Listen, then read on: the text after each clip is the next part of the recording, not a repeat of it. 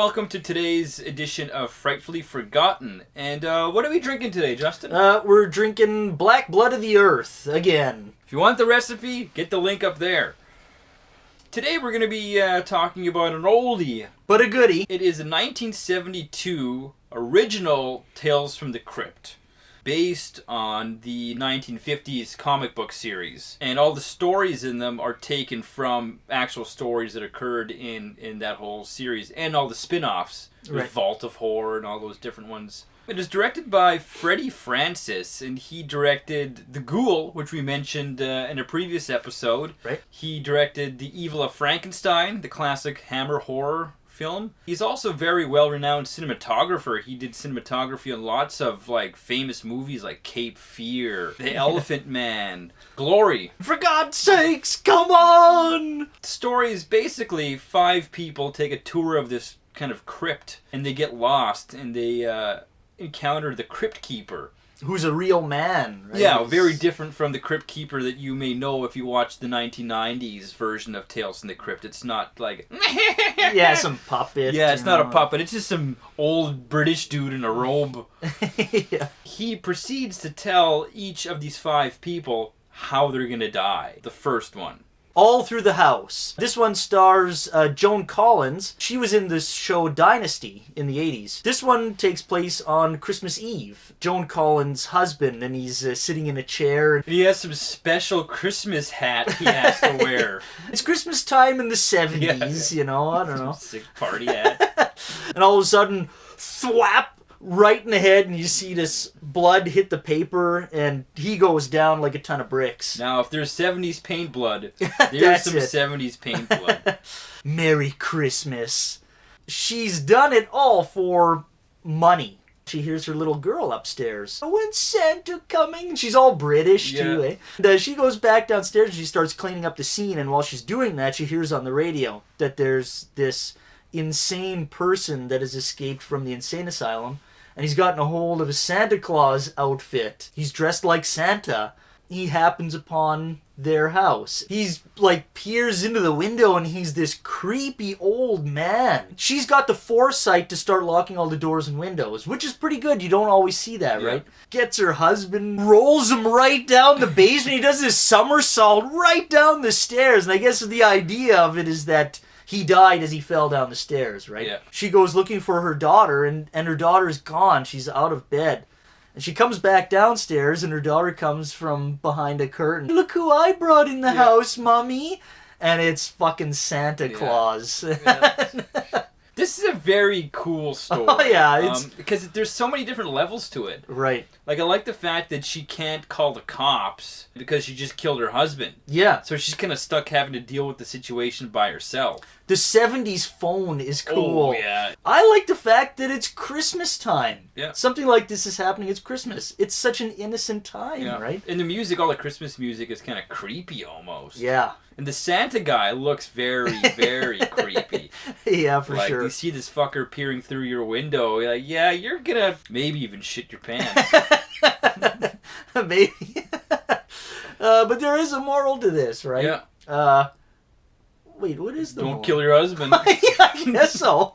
On Christmas. It was remade in the 80s, I believe, by Robert Zemeckis. The guy who plays Santa in the remake is Dr. Giggles. Yeah. He's the guy who plays Dr. Giggles. The remake is a little campy. Yeah, it's a little campy, and they go a little too far with it, Yeah. Stray from the story too much. Story number 2 is called Reflection of Death. A cheating husband, played by Ian Hendry, who is actually the original lead in The Avengers, which we really love. We reference often. Steed played the sidekick. His sidekick, Yeah. He's a cheating husband, and he's basically gone off with his mistress. He has a terrible accident. Goes to go try to get help, and he stumbles upon some car going by, and he's like, "Oh, help me, please!" And they're like, "Ah!" Yes. Everybody can't get help. No one wants to help him. He doesn't know why. And finally makes it back home, and knocks on the door, and she opens it up and sees him and freaks out, starts screaming and slams the door.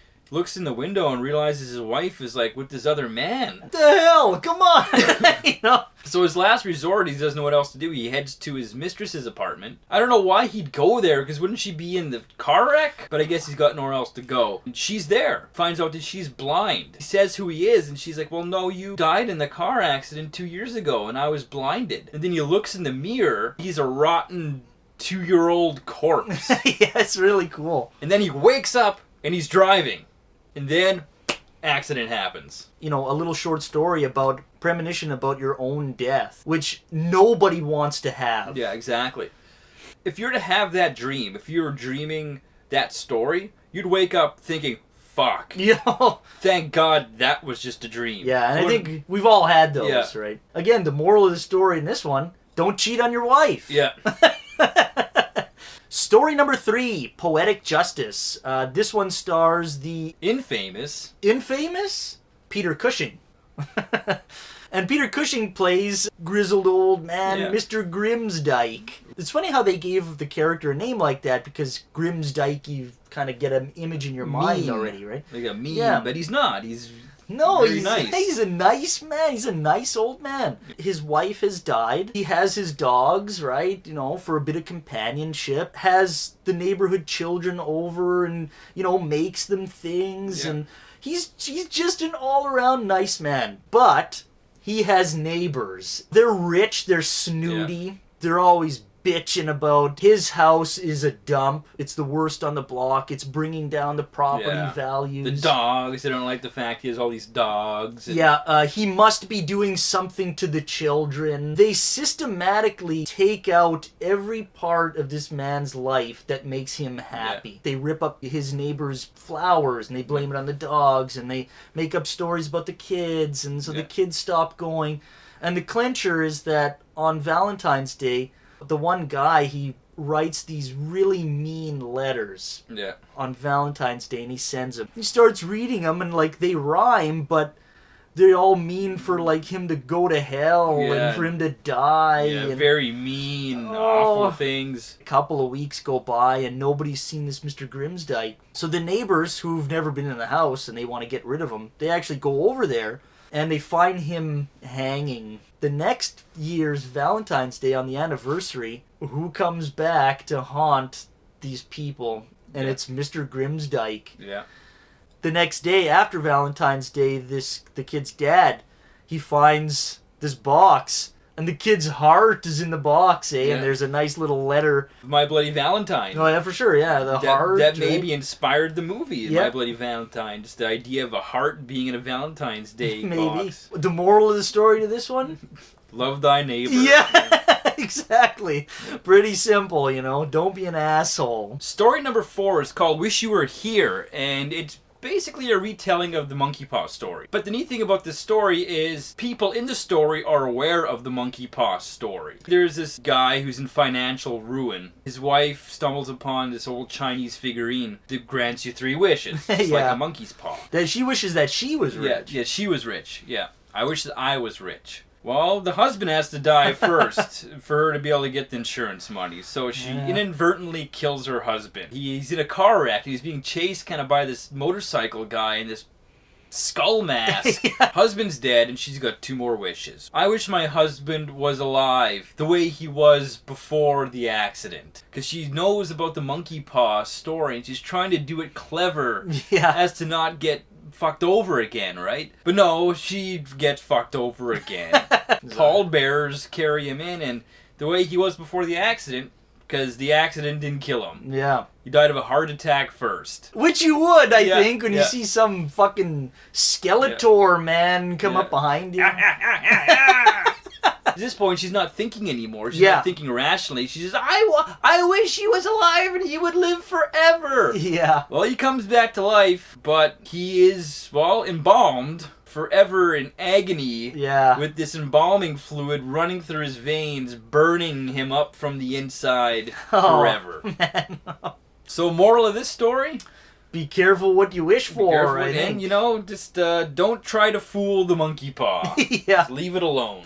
Exactly. Story number 5, the last one, Blind Alleys. This one stars Patrick McGee. He was in Dementia 13. Yeah. He was in A Clockwork Orange. More wine!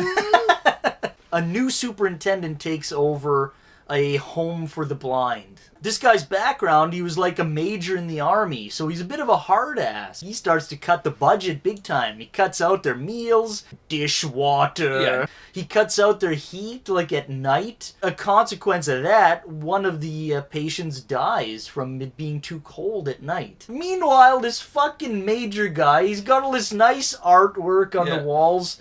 His dog's eating all this meat, you know, he's eating some nice meal, it's warm, he's got a fireplace. They have this big plan, putting the meat down in a trail and leading the dog away first. They rush the major. There's nothing he can do about it without his dog. They take him and they put him in the room beside the dog. All of a sudden, they start getting to work. You start hearing hammers pounding and things sawing, and the dog's getting more and more hungry. The door just silently opens. They constructed this big pathway. It convenes into this little skinny alleyway, and it's all razor blades on both sides of the walls. So he's got to make the gauntlet. He's got to see where this ends. Makes his way to the end. The other door slowly opens, and his dog comes rushing out, and he's starving. And the only way through is back through the razor blades. I love that when he turns around and looks where he's gotta go, and it's like, oh, I just came through there. Holy and I gotta go quick. Yeah. They turn the fucking lights off on him. You hear his screams of agony, and that's it. Yeah. Make up your own conclusions. I'd say that's my favorite of all the 5 stories. I think it's the most original. Yeah, and it's an excellent revenge story, right? Yeah. To this mean bastard. The moral of that story, I don't know, share the wealth. Tales from the Crypt, 1972. It's really cool little collection of stories. And It is neat. And I think it's neat that they were all taken from the original comic. And I love that there's morals to this, because you don't see that anymore. No. You never see this anymore. You're right, yeah. It's great if you're a fan of classic British horror, you know. There's no fluff. No. There's definitely no fluff in this. Like, they are concise stories. They get to the point. This is a good little introduction to your kids, like on Halloween or something. If you want your kids to watch something scary, put this on. There's no blood. Well, there's that 70s paint blood in the first one. Little bit. On the nice white carpet. Shag rug. It's like, you're going to kill your husband. Maybe take that shit out of there first, you know. Put a bit of paper. Yeah. I know, first. And there's a moral, so it's good for morals. kids, you know. Yeah, exactly. You can explain to the kids afterwards. Yeah. Check it out, 1972's Tales from the Crypt.